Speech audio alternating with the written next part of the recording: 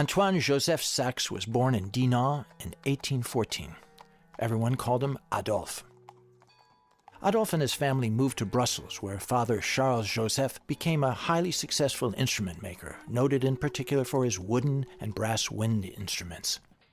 The young Adolph was passionate about his father's instruments, and even as a young boy loved nothing better than to help him in the workshop. He learned to read music, took flute lessons, and studied the clarinet privately. The clarinet was by far Adolph's favorite instrument. At the age of just 16, he exhibited clarinets and flutes he had made with his father.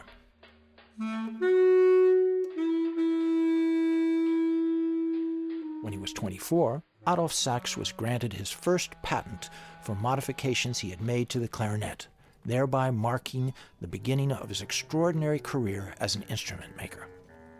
Sax moved to Paris, where he became friends with composers like Rossini and Berlioz. The latter made no secret of his admiration for Adolph. Composers will owe much to Monsieur Sax once his new instruments have come into general use. He must persevere. He will not be lacking in encouragement from lovers of the art of music. So it was not long before Adolph also made a name for himself as an instrument maker in Paris. But it was when he submitted proposals for the reform of the French military bands that his career really took off. He was confident that this was an area where he would be able to make a real contribution. He decided to settle permanently in Paris.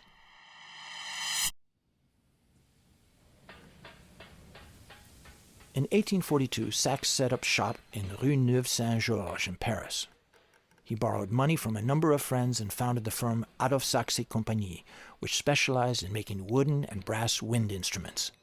Sax headed up the company and took a hands-on approach to all aspects of the business. As well as employing his own workers, he also used subcontractors. He was even known to farm out work to inmates in the prison of Melun. About 5 years later, Sax had some 200 workers in his employ, considerably more than his competitors. Everyone in the workshop had his particular task. Everything was done in strict order and according to exact specifications. In the early years, Sax worked alongside them, but even after that, he was still very much in charge and kept a close eye on everything, thus ensuring that only instruments of the highest quality left his factory. Composer Léon Kreutzer visited Sax's workshop and was greatly impressed. We visited the inside of Monsieur Sax's workshops. What we saw there is almost beyond description.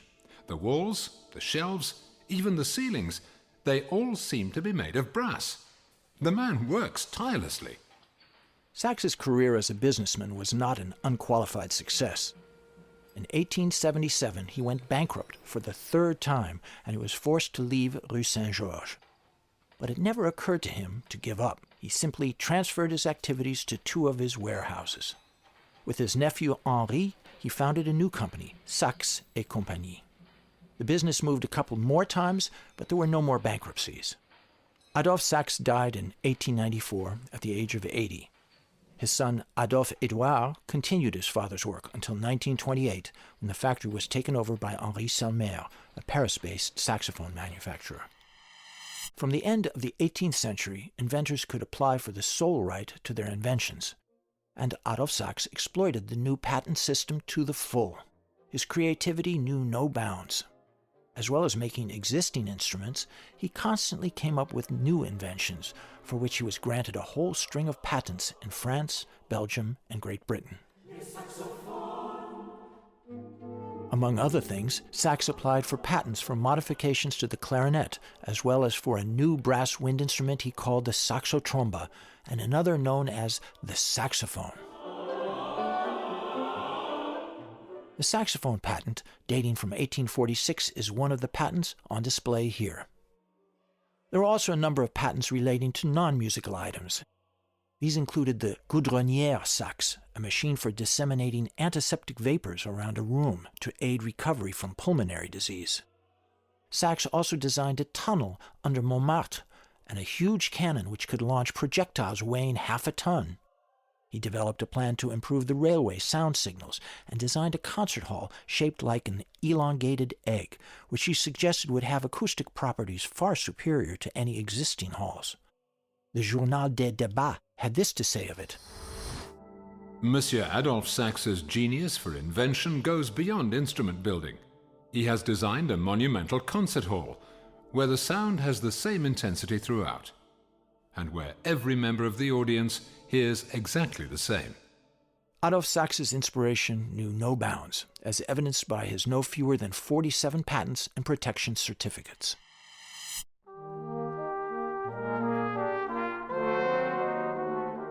As well as designing new instruments, Sax also made improvements to existing instruments.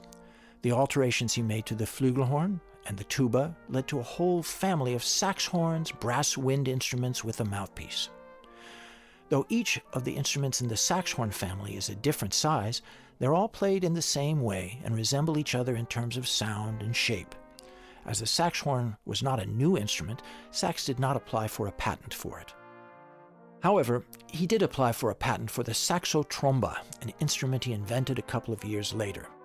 As with the sax horn, he intended to produce a whole family of them, but in the end he stopped at 2, and eventually they simply became part of the large family of sax horns.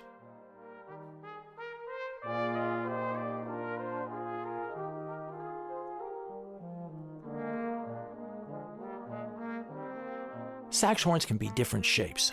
The bell can be forward or upward facing, as with the sax horns in this display case.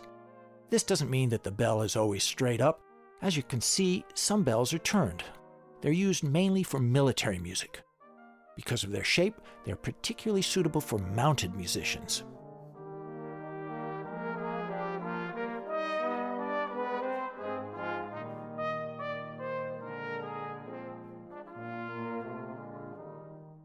We would like to draw your attention to one particular sax horn in this exhibition. The contralto sax horn made in 1846 is the first type Sax developed.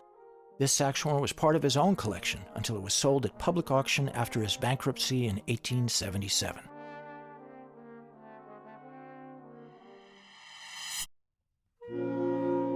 At the end of the 1830s, when he was still living in Belgium, Sax tried to make improvements to the bass clarinet. It was probably then that the idea came to him of building a new instrument, an instrument that would be famous all over the world and forever associated with the name Sax, the saxophone. The instrument is basically a combination of a bass clarinet and an ophicleide. Just in case you're wondering, an ophicleide consists of a U-shaped brass tube with 11 keys.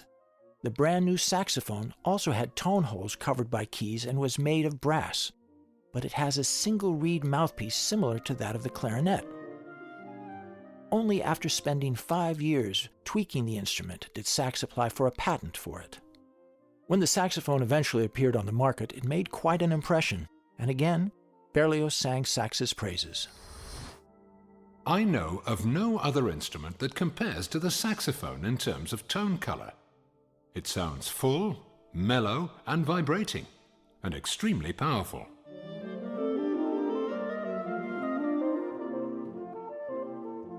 But opinions were divided. Sax's competitors claimed that the instrument largely used existing technology, even though none of them had managed to make one themselves. So despite the criticism, the saxophone was a success.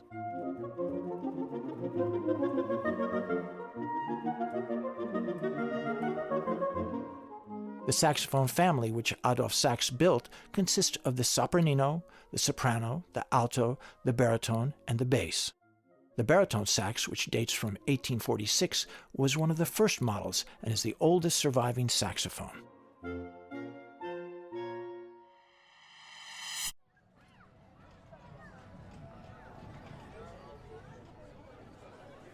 Exhibitions of new industrial achievements were a popular feature of the 19th century. They were an opportunity for exhibitors to showcase their products, and the public flocked to them. The press always attended in large numbers too. So the exhibitions were very important for instrument makers, and the competition was cutthroat. It was even fiercer when the exhibitions went international and became world fairs.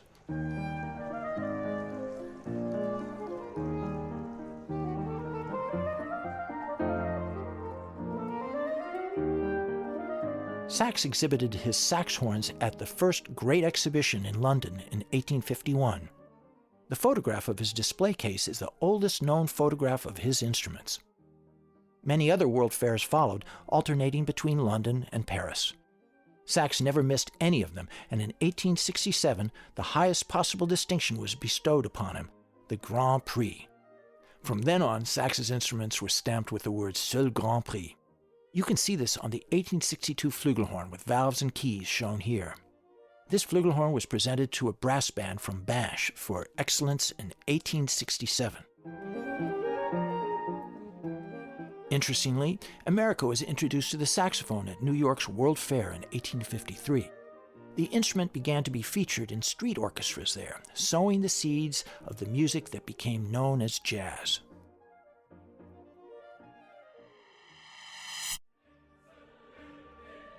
To say Paris in the 19th century was to say opera.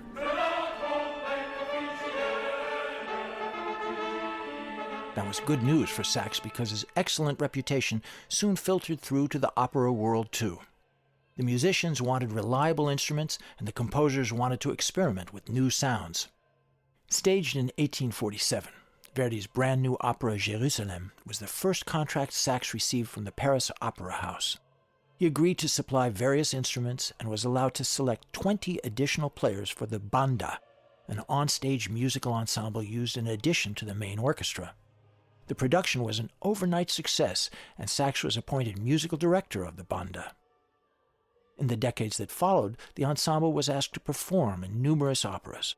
When Sax adapted instruments or invented new ones, his musicians were the first to try them out. These included sax horns, saxophones, and saxotrombas.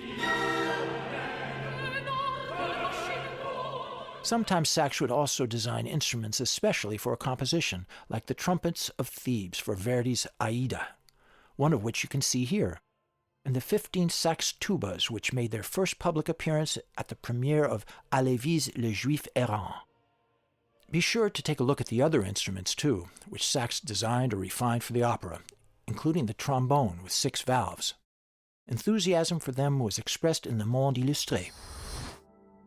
We compared the sounds and we decided to use Monsieur Sax's new trombone with 6 valves at the opera. This new instrument replaces the trombone we've used for 2 centuries. It's remarkable for its precision, beauty, and evenness of sound. The invention retains the typical sound of the old instrument and enables the musician to play the most difficult notes. In Paris, Sax soon decided to demonstrate the advantages of his instruments by organizing concerts at his home. They were so successful that it was not long before he built a proper concert hall in his factory. It had 400 seats, and that was not one too many. Friends, acquaintances, and visitors flocked to Rue Saint-Georges from near and far. The magazine L'Illustration published an enthusiastic report on the visit of the Algerian emir Abdelkader.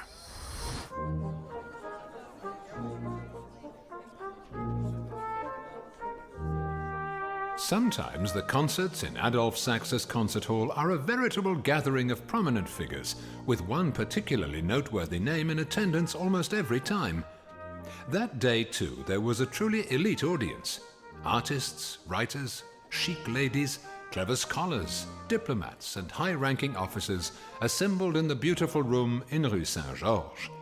The performance was outstanding, and the impact enormous. The emir was touched and moved by the sounds, which ranged from subtle to radiant, and from restrained to prominent. He asked Monsieur Sax if he would introduce his children to him. He blessed them, as is the custom in the East, and they were allowed to sit on his knee. It was an intimate and affecting spectacle.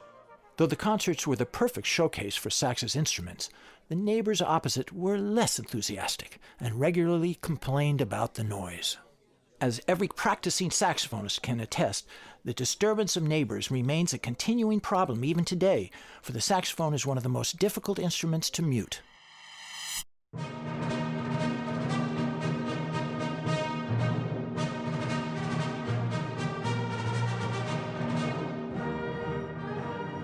The army played an important role in France in the 19th century, so reform of the military bands was more than a formality. Indeed, improving their standard was a matter of national pride, and it presented a lucrative business opportunity for an instrument maker, as Adolph Sax was well aware. He resolved to land the army contract and pulled out all the stops. he would ensure France's new bands were the best in Europe.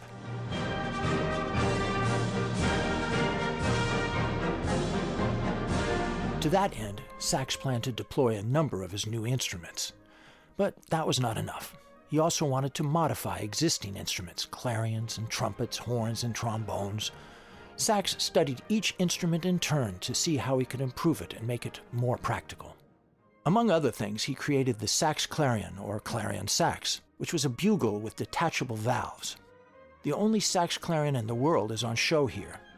You may be rather shocked at its appearance. It is the only instrument in the exhibition not to have been restored, and the difference is striking. It makes you realize just what a brilliant job the restorers do. Adolph Sax's proposal for improving the military bands was one of innovation and change. A French music magazine had this to say about it. Monsieur Adolph Sax has submitted a proposal to reorganize military music in France. His design towers above the others because of his innovative ideas, his thorough knowledge of the subject, and his ingenious proposals. The writer discusses the instruments currently used, how they are put together, where their weaknesses and faults lie. But he also suggests ways of improving them. His plan is radical and goes back to basics. Sax was confident he could play a major role in reforming the French military bands, and the plan he submitted was nothing short of spectacular. Sax faced opposition to his proposal from the composer and director of the Gymnase de Musique Militaire, Michele Carafa, who took a more conservative approach to the reform.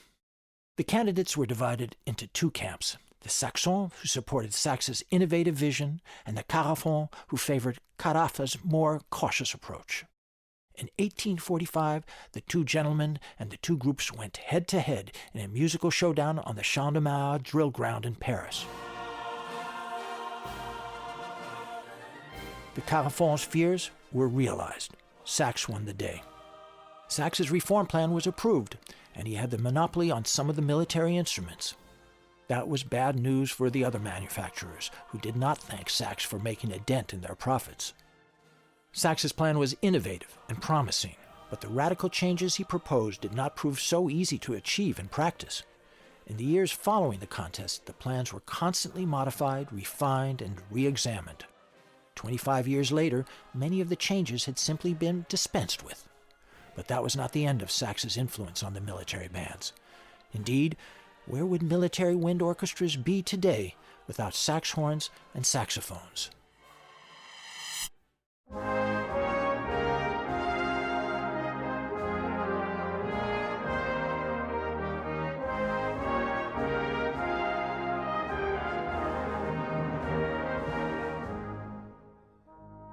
Sax's reputation traveled far beyond the borders of France. His instruments found their way all over the world, and one encounter in particular soon helped cement that success. The brass quintet of Henry Diston and his four sons had been wildly successful in Great Britain since the 1830s. In 1844, they traveled abroad, and on reaching Paris, the quintet heard Sax's new instruments. All five of them were hugely impressed by the sax horns, and from then on appeared as the sax horn performers. Furthermore, Henry became Sax's official representative in England. When the Distons toured America at the end of the 1840s, the sax horn also gained exposure there. It was an extraordinary success story.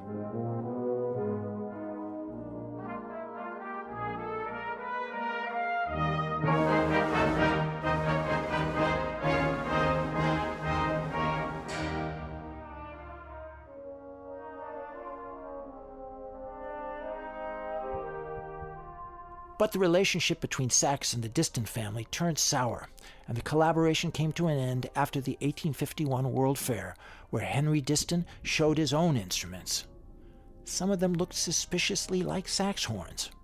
Sax could hardly laugh this off and appointed another firm as his representative in England. This had little effect on Diston, who went all out to commercialize his sax horn-like instruments. The name Sax was carefully avoided. Diston had no need to regret his break with Sax. His factory became the main manufacturer of brass wind instruments in Great Britain. But in France and other countries too, there were of course musicians who helped bring Sax name and fame, including Jean-Baptiste Arban and Henri Huil. and Charles Jean-Baptiste Soual, known under his stage name Ali Ben Soual. In Sax's day, they were phenomenally popular.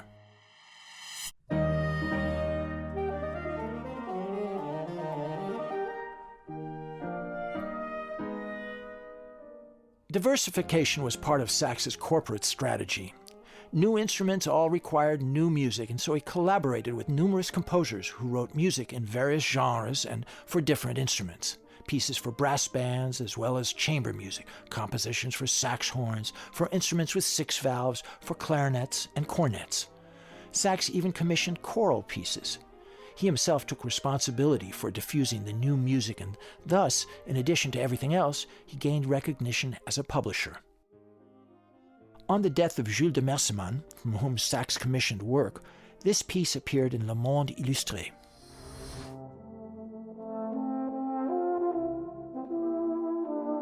Poor de Mersemann. He died so young, when he could have become so great. He knew better than anyone how priceless Sax's instruments were, and the love he felt for them was special.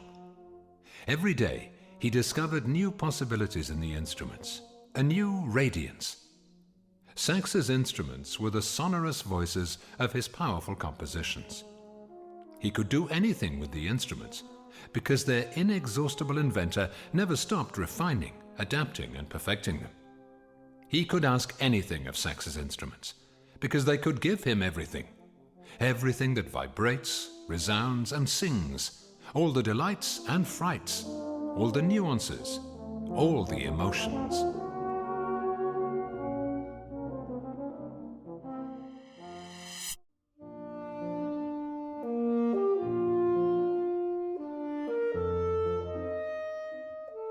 The least we can say of Adolph Sax is that he left few of his contemporaries indifferent.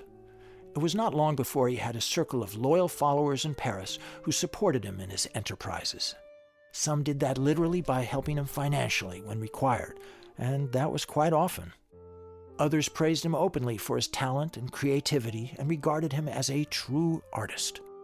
His proponents were often high-placed figures, celebrated writers and musicians, and composers like Berlioz and Meyerbeer.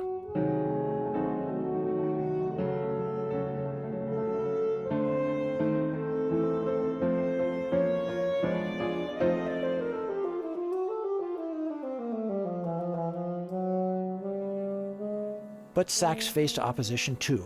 In particular, some of the French instrument makers found competition from the foreigner hard to stomach. The battle between Sax's supporters and opponents was played out at length in the press. Arguments flared up, and every word was met almost immediately with a counterattack. Silence. But the conflicts in which Sax was involved went further than that. For more than 20 years, he was embroiled in legal disputes. Instrument makers endeavored to have his patents declared invalid, shamelessly copied his instruments, and poached workers from his factory. Eventually, Sax won his case. He lost no time in having the copied instruments seized. And then he hit back. Sax put in a claim against his competitors for damages and determined to pursue his crusade to the bitter end. This, of course, took its toll on Sax financially. Beyond that, political upheavals and a fluctuating economy resulted in the inevitable. Sax was reduced to insolvency. During the course of his career, he was made bankrupt 3 times, and the last time proved the most damaging. Sax was turned out of his factory. He managed to keep going for another 10 years, but it was clearly the beginning of the end for a man with so many extraordinary inventions to his name.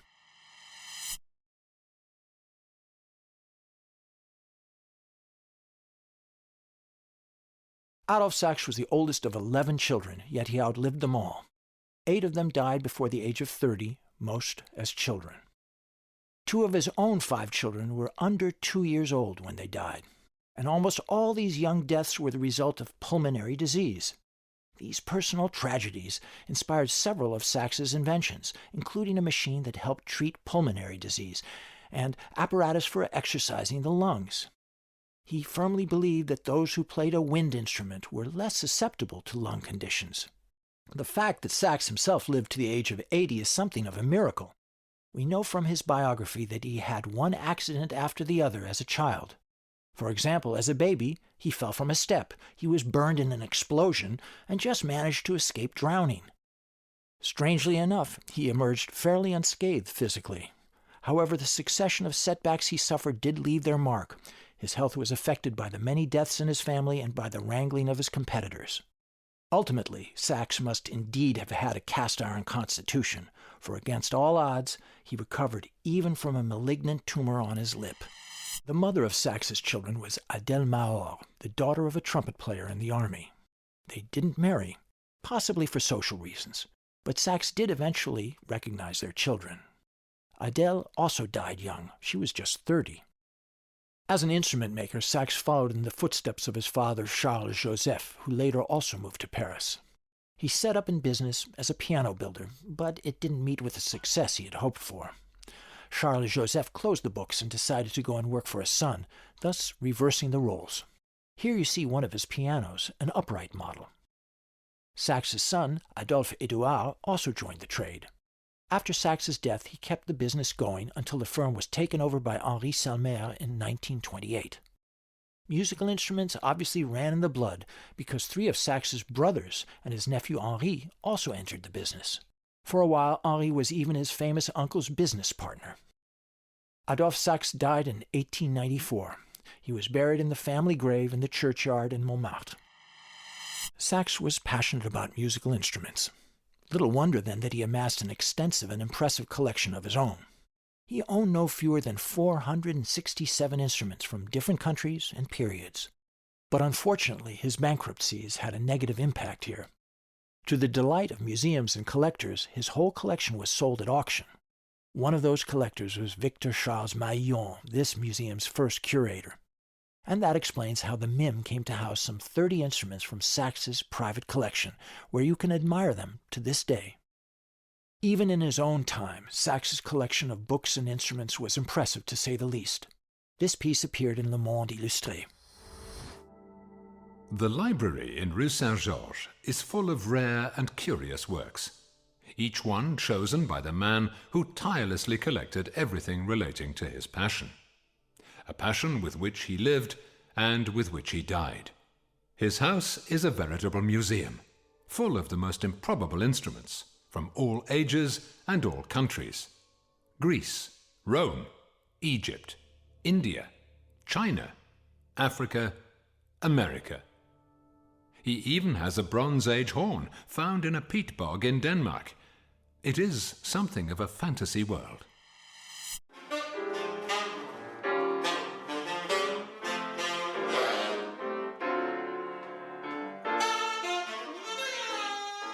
Adolphe Sax's most enduring invention has to be the saxophone. The name sax is permanently associated with the instrument. Yet over the years, that instrument has undergone a whole evolution as well, and that evolution is not over yet. Sax continued to refine and perfect the saxophone for years after his first design, but most of the modifications were made by instrument makers who came after him. Impassioned by the instrument and its sound, they continued to explore the saxophone's possibilities. Henri Salmer, who took over the Sax Company at the beginning of the 20th century, was the main architect of its evolution. After the takeover, Salmer continued to use the name Sax. Some instruments were probably even partly made in the Sax factory and finished at Salmer's. This would explain why they have 2 serial numbers, like the baritone sax you can see here. In 2000, the Belgian François Louis, already famous for his mouthpieces and ligatures, launched the Aulochrome, a double saxophone, thus giving Sax's invention a new voice more than half a century after his death. But despite the evolution of the saxophone and the many changes it has undergone over the years, it still closely resembles the inventor's first designs, and that is quite remarkable.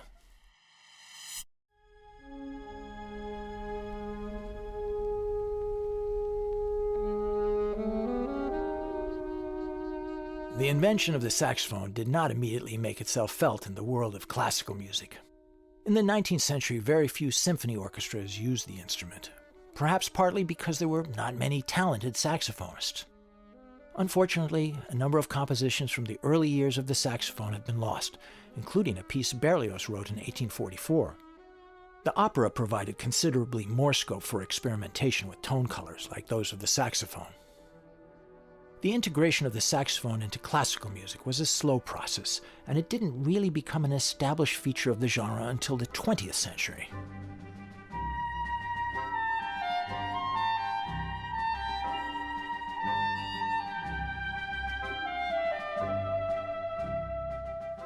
Composers like Debussy wrote works specially for the instrument, and in Ravel's Bolero it was even given pride of place.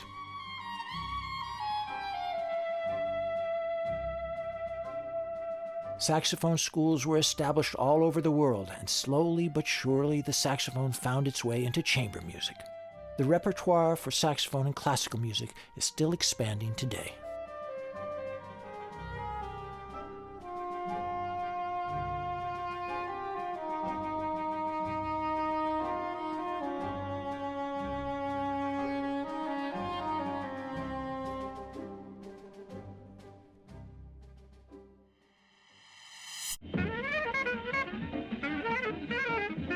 To say saxophone is to say jazz music, and that is hardly surprising.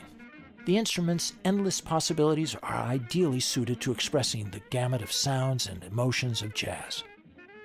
Jazz originated at the beginning of the 20th century in black communities in America, where the saxophone had already taken root.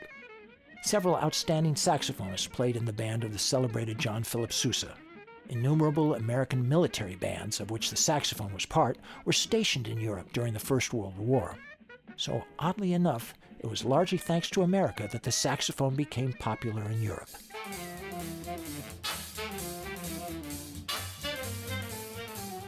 Over the years, the success and influence of the saxophone gathered momentum, thanks to the orchestras of Duke Ellington, Count Basie, and the bebopper Charlie Parker. Jazz and saxophone became inextricably linked. A name closely associated with jazz and saxophone is that of Coleman Hawkins. A phenomenal musician, he is justifiably dubbed the father of the tenor sax. Here you can see a tenor sax belonging to Hawkins, made in Paris by the Selmer Company. Here's what a contemporary had to say about Hawkins. In a frenzy of creativity, in 1843, Monsieur Sax built the first saxophone.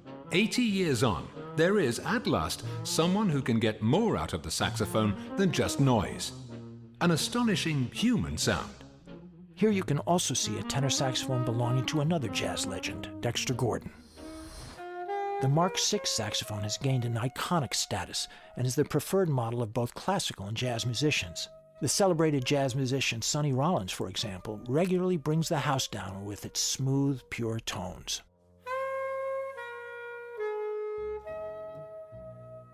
Another very unusual example in this display case is the Grafton, an alto saxophone dating from the 1950s, which is made almost entirely of plastic. The instrument met with little success and was taken out of production after just 10 years. No less a giant than Charlie Parker nevertheless relished the instrument and knew how to play it. The influence of jazz music was certainly not restricted to America. After the First World War, jazz became popular in, among other places, Belgium, and a flourishing jazz scene developed here. Belgian saxophonists enjoy an excellent reputation, among them the big band Brussels Jazz Orchestra. Though the saxophone is so much part of jazz music, its influence goes much further than that. It is almost impossible to imagine rock and pop music today without the instrument, and it even plays a considerable role in contemporary commercial and electronic music. The saxophone has simply become indispensable in a huge variety of musical genres. You may be familiar with the brass bands and marching bands, which have been a feature of community life since time immemorial. Perhaps you even play in one of them. They lend color to festivities and inject life into all manner of events. Sax's inventions invariably play an essential role in these bands, particularly the sax horns and saxophones. And that is hardly surprising, given that the wind orchestras grew from the military bands which Sax so strongly influenced. Marching bands, concert bands, wind orchestras, they all owe Sax a debt of gratitude. Many of Sax's contemporaries were well aware that Sax's inventions would be here to stay. Besides sax horns, the ingenious inventor and instrument maker Sax also has various clarinets to his name, not to mention the saxophone. All instruments that produce the most amazing effects and new sounds. They offer a world of possibilities for practiced musicians and composers. Sax's succession of inventions gave brass a human voice and a human soul. What brass band, what wind orchestra, what regiment would be so melodious, so magnificent, so complete without Sax's instruments? It's almost impossible to sum up a man like Adolph Sax in a couple of sentences. His influence was too far-reaching for that. His memory is too special, and his legacy too great. Even those who have barely heard of Sax are familiar with his most famous invention, the saxophone. Sax has been honored and commemorated in different ways over the years. He is depicted on postage stamps and banknotes, and in Dinant, where he was born, you find references to Sax and the saxophone around practically every corner. The instrument is popular with young and old, and among all social groups. It is impossible to imagine our culture without the saxophone, whether we see it in the hands of former President Bill Clinton, or little Lisa Simpson, or in advertisements. Adolph Sax was a great inventor, a tenacious businessman, and an impassioned music lover, but also an extraordinary and single-minded human being who left nobody who knew him indifferent.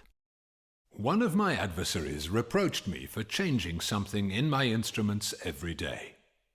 I see that reproach as the highest compliment.